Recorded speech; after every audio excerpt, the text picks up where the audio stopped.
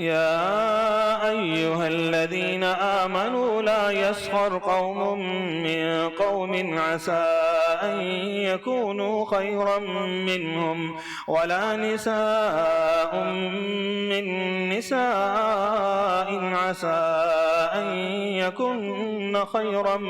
منهن ولا تلمزوا أنفسكم ولا تنابزوا بالألقاب بئس الاسم الفسوق بعد الإيمان ومن لم يتب فأولئك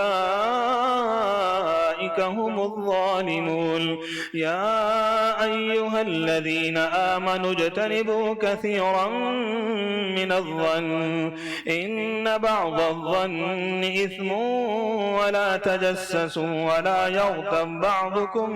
بعضا أيحب أحدكم أن يأكل لحم أخيه ميتا